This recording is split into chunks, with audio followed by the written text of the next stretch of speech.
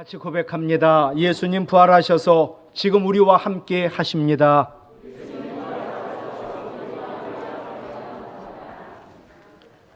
심리학자요 부부치료 전문가인 핸드릭스 박사가 이혼 위기에 놓여 있는 천쌍의 부부를 8년 동안 상담했습니다. 그 결과의 일부입니다. 부부싸움의 90%는 어릴 때 부모로부터 받은 상처 때문이다. 어린 시절 한 예로 엄마에게 맞으며 자란 남자아이는 뇌 일부분에 상처가 나 있다. 결혼 후 부인이 뇌의 상처난 부분을 건드리면 남편은 자기도 모르게 공격적인 반응을 보이게 된다. 부인이 같이 공격적인 반응을 보이면 싸움은 걷잡을 수 없이 커지고 해결되지 않으면 결국 이혼한다. 사람이 남자 여자가 결혼하면 둘이 결혼한 게 아니라 넷이 결혼한 거라 말합니다. 겉모양인 성인인 남자와 여자, 그리고 남편 안에 있는 상처받은 내면 아이, 아내 안에 있는 상처받은 내면 아이, 넷이 부부 생활을 하는 거라 합니다. 상처 많으시지요? 상처받은 부모님들 치유되길 원합니다. 그리고 상처가 대물림하지 않도록 아이에게는 상처를 주어서는 안 됩니다. 번듯한 아이인데 결혼했는데 못 삽니다. 그 상처 때문에. 오늘은 어린이 주일입니다. 아이들을 어떻게 양육할까? 하나님 말씀하십니다. 첫 번째로 아이를 노엽게 하지 말고 신앙으로 양육하라. 에베소서 6장 4절 상반절, 아비들아 너희 자녀를 같이 읽어요. 노엽게 하지 말고. 자녀를 노엽게 하면요, 자녀가 상처를 받고 결국 그 자녀를 망치게 만드는 겁니다. 자녀들은 부모에게 가장 많은 사랑을 받았지만 자녀에게 가장 많은 상처를 주는 사람도 바로 부모입니다.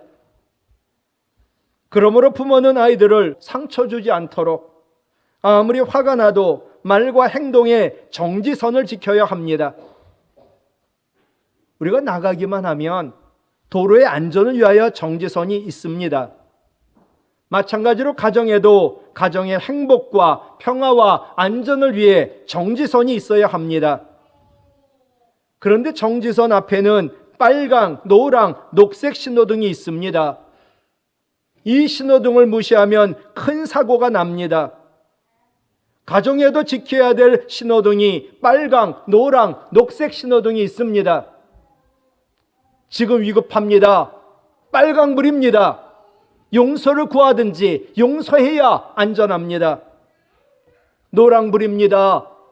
입장을 바꿔서 이해해야 합니다. 녹색불, 사랑이면 모든 게 통과됩니다. 아이가 문을 쾅 닫고 자기 방에 들어갑니다. 우리는 아이가 화가 났구나 라고 생각하기보다 야! 다시 나와! 문 닫고 잘 들어가. 큰 소리치고 야단부터 합니다. 우리가 그 행동만 보면 행동 안에 숨어있는 감정을 읽을 수가 없고, 감정을 읽지 못하면 부모의 말과 행동은 격해질 수밖에 없고 자녀에게 상처를 줄 수밖에 없고, 이 악순환은 연속이 됩니다. 이 악순환의 고리를 끊으려면 자녀의 감정을 읽을 줄 알아야 합니다. 행동 뒤에 숨은 아이의 감정을 포착하는 것이 부모가 첫 번째 할 일입니다. 저도 못합니다. 아이가 문 쾅 닫고 들어가고 그럴 때도 차분하게 자녀에게 본인 스스로 현재의 상황에 대하여 어떻게 생각하는지, 또 변화를 자녀가 원하고 있는지, 정말 변하게 되면 긍정적인 효과가 어떤 것이 있는지 대화를 통해 아이에게 물어야 아이가 상처를 안 받는다는 겁니다. 예일대 교수 마이클 판 텔론, 자녀를 변화시키고 싶을 때는 잔소리하지 마라. 자녀가 변화를 원하도록 말해라. 그것이 코칭이요, 훈련인데 그것만이 효과적이다. 어느 목사님 아이가 수능을 잘 못 치고 자기 아빠에게 문자를 보냈습니다. 아빠, 못난 제가 부끄럽지요. 또 아이가 무슨 사고라도 칠까봐 금방 답장을 보냈습니다. 세상에 자식 미워하는 애비가 어디 있냐? 공부 잘하면 내 새끼고 공부 못하면 남 새끼냐? 아빠는 네가 수능 성적이 낮아도 부끄럽지 않아? 너도 잘하고 싶었는데 잘 안 되고 속상하지 않냐? 아빠가 미약하지만 너를 도와줄게. 무엇보다 아들아, 우리 하나님은 절대로 우리를 부끄러워하지 않는다. 수능을 못 봐도, 대학에 못 가도, 그리고 세상 기준으로 우리를 평가하거나 판단하지 않아. 하나님은 우리를 무조건 사랑하시지. 그리고 잘 되기를 위하여 언제나 도와주시지. 아들아, 이걸 내가 믿니? 이사야 50장 7절이에요. 주 여호와께서 나를 도우심으로 내가 부끄러워하지 아니하고 내 얼굴을 부싯돌같이 굳게 하였으므로 내가 수치를 당하지 아니할 줄 아노라. 아멘. 우리 하나님은요, 우리를 부끄럽지 않도록 도와주셔요. 우리가 수치를 당하지 않도록 우리를 도와주신단 말이에요. 하나님의 자녀된 우리, 어떤 이유로든 우리에게 맡긴 자녀, 아이들을 노엽게 하지 마시고 아이들의 행동 안에 숨은 감정을 읽으시고 성령의 도움으로 용서하고 이해하고 사랑하시기 바랍니다. 이어지는 에베소서 6장 4절 말씀 보면 오직 주의 교훈과 훈계로 양육하라 말씀합니다. 많은 주석과 해설을 봐도 한마디로 신앙으로 양육하라는 뜻입니다. 아이들 노엽게 하지 말고 신앙으로 양육해. 기독교 가정의 자녀 교육은 신앙이 그 방법이면서 또한 목표인 것입니다. 공부가 전부 아닙니다. 중요하지 않다는 거 아닙니다. 그러나 신앙이 먼저입니다. 신앙을 잃으면 아이 인생을, 영원을 잃어버리고 전부를 잃는 겁니다. 모세는 어쩔 수 없는 이유였지만 부모로부터 버림을 받았습니다. 그리고 이방 나라 애굽의 궁중에서 자랐지만 그는 바로의 궁중에서 잠시 즐기는 낙보다 하나님 백성과 함께 고난받는 것이 더 좋다고. 그리고 그는 자기 백성을 애굽 바로의 손에서 구원하여 냈습니다. 어떻게 버림받은 아이가 자기 민족을 구원하는 지도자가 되었을까? 저는 애굽 궁중의 유모로 들어간 모세의 친엄마 요게벳의 신앙 교육에서밖에 이유를 찾을 수 없다 생각합니다. 버려진 아이지만 어려서부터 철저한 신앙 교육으로 양육을 할 때 버림받은 아이조차도 진정 위대하고 바른 아이로 지도자로 자라는 것입니다. 이것을 뼈저리게 느낀 사람이 바로 모세입니다. 그래서 모세는 죽음을 목전에 두고 유언 같은 설교를 하지요. 이스라엘 백성들아, 하나님 말씀을 후손들에게 가르쳐라. 가르쳐도 어려서부터 가르쳐라. 그게 바로 시험하지요. 사랑하는 성도 여러분, 조기교육 중요합니다. 그러나 영어를 가르치기 전에 신앙을 먼저 가르치시고 학원 가서 실력 키워야지요. 학원 가는 것이 몸에 배기 전에 교회 가는 것이 먼저 몸에 배도록 우리 아이들을 가르치시기 바랍니다. 우리 주님 말씀하세요. 아이들을 노엽게 하지 마. 신앙으로 양육해. 그게 좋은 부모야. 두 번째, 아이들을 축복하라 말씀합니다. 오늘 마가복음 10장 13절로 16절에 보면 사람들이 아이들을 예수님께 데려와요. 예수님 안아주시고 안수하시고 축복해달라고. 그러자 제자들이 그 사람들과 아이들을 꾸짖는 겁니다. 아니 지금 예수님 말씀 전하지 않냐? 병 고치지 않냐? 복음 전하지 않냐? 아이들 데려오면 어떡하냐? 예수님 사역 방해되는데. 그리고 꾸짖었던 것 같아요. 그러자 마가복음 10장 14절이죠. 예수께서 보시고 노하시어 이르시되, 같이 읽을까요? 어린아이들이 내게 오는 것을 용납하고 금하지 말라. 예수님은요, 아이들의 일이 모든 일보다 우선이라고, 아이들의 일이 매우 중요하다고 직접 몸소 보여주셨지요. 그리고 아이들을 하나하나 품에 안고 그들 머리에 안수하시고 축복해 주셨습니다. 여러분, 우리 교단에서는요, 이 축복이라는 단어를 정의를 정확히 내렸어요. 축복과 복은 다르다. 하나님 저를 축복해 주세요. 틀린 말이다. 축복의 뜻은 사전적으로 복을 빌다라는 뜻이다. 그러니 하나님 복 주세요는 가능하지만 하나님 축복해 주세요는 말이 맞지 않는다. 그런데 예수님이 축복해 주셨대요. 예수님 복을 빌었지만 그와 동시에 예수님은 복을 내려주신 줄로 믿어요. 우리는 복을 줄 수 없어요. 그러니 복을 비는 축복은 할 수 있는 거죠. 우리도 아이들을 위한 일이 우선이고 중요함을 아시기 바랍니다. 그리고 우리 자녀들, 우리 손주들, 우리 교회 아이들 품에 안고 축복하며 기도하시기를 바랍니다. 저는 어떤 사람이 진짜 복 있는 통 큰 사람인가? 축복하는 사람이라고 생각합니다. 설교를 준비하며 도대체 그런 사람이 누굴까? 다윗입니다. 다윗. 진짜 통 큰 사람. 다윗은 축복하는 사람이었거든요. 사무엘하 6장 20절 같이 읽을까요?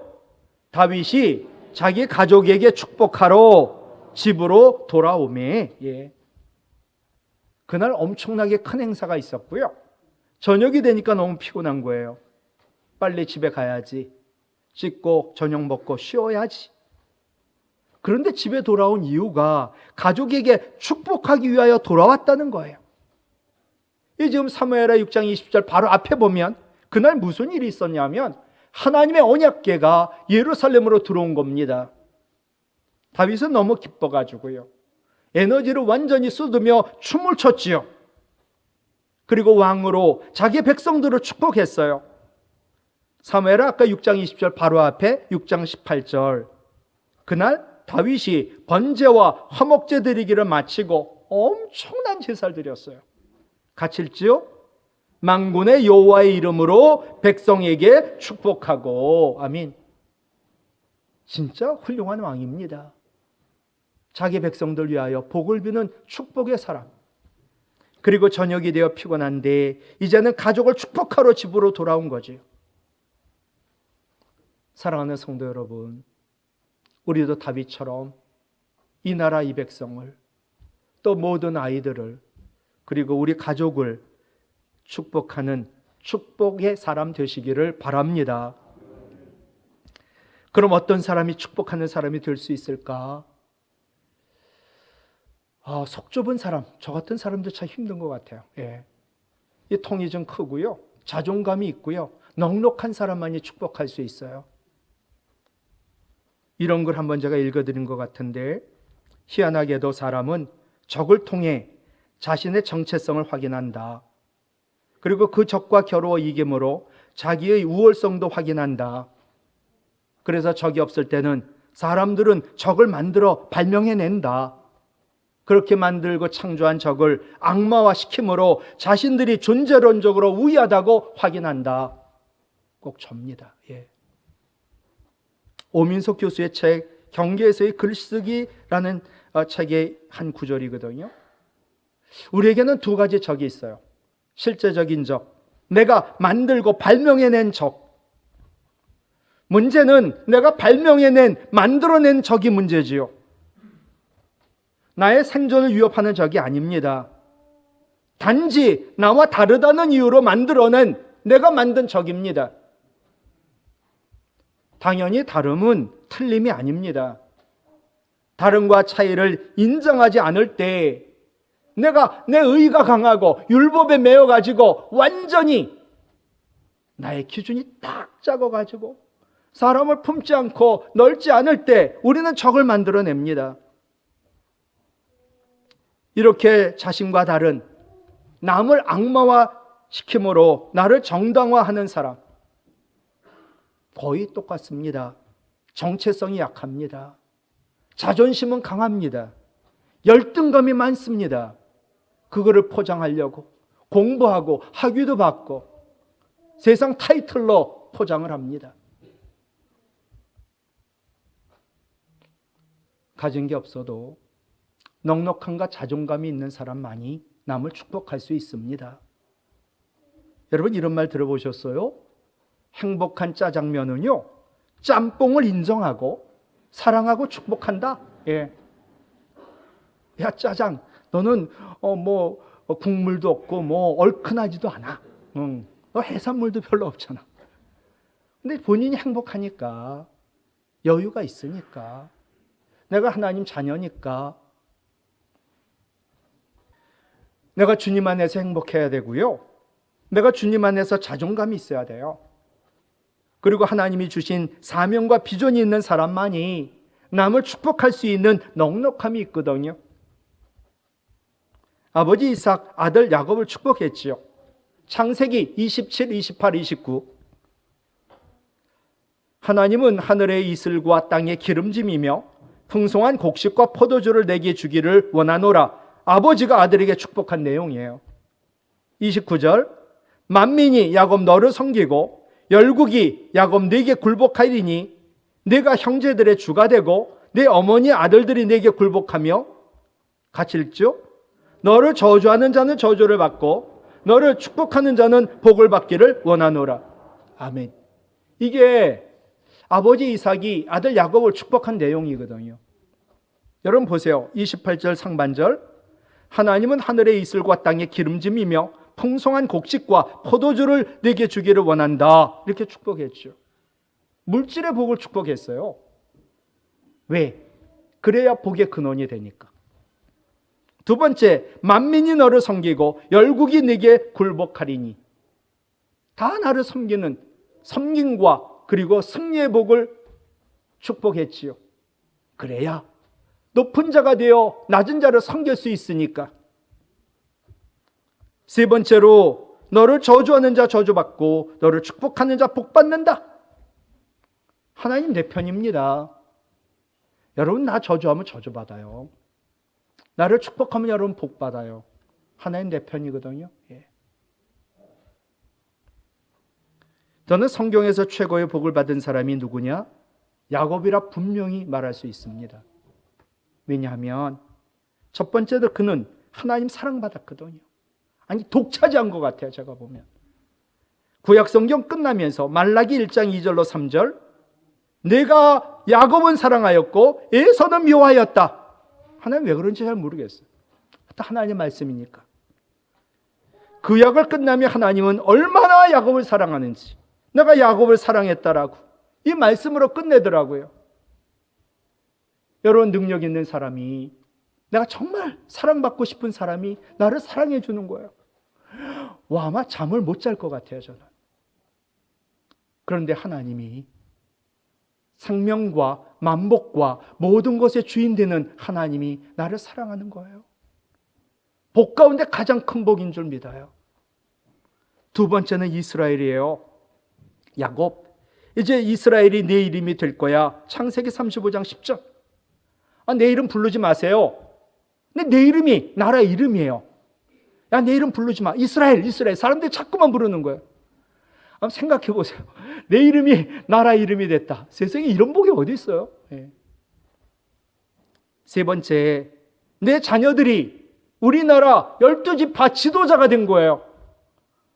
아니 내가 잘 돼도 좋은데 세상에 자식 놈들까지 잘 된 거예요. 그것만이 아니라 네 번째로 엄청난 물질의 복까지 받았거든요. 창세기 30장 43절 그 사람 야곱이 매우 번창하여 양떼, 노비, 낙타, 나귀, 원래대로 번역하면 엄청나게 많았더라. 대박이 터진 거지요. 야곱이 왜 이렇게 하나님 사랑받지요? 자기 이름이 나라 이름이 되지요. 12 아들이 우리나라 대표의 지도자들이 되지요. 거기다가 땅에 기름진 복까지 받지요. 왜 이렇게 됐을까요? 하여튼 저는 그렇게 해석하고 분명 하나님 말씀일 거예요. 아버지 이삭이 아들 야곱을 축복했기 때문에. 하나님은 축복권을 우리 부모에게 주셨지요. 그래서 아이들을 축복하는 것은 부모의 특권이요, 이 땅에 부모가 존재하는 거룩한 사명이지요. 우리는 베드로전서 2장 9절처럼 왕 같은 제사장이에요. 그러므로 자녀를 제사장으로, 아빠 엄마로 아이들을 축복해야 합니다. 민수기 6장 24, 25, 26절, 여호와는 같이 읽어요. 내게 복을 주시고 너를 지키시기를 원하며 여호와는 그의 얼굴을 내게 비추사 은혜 베푸시기를 원하며 여호와는 그 얼굴을 내게로 향하여 두사 평강 주시기를 원하노라. 아멘.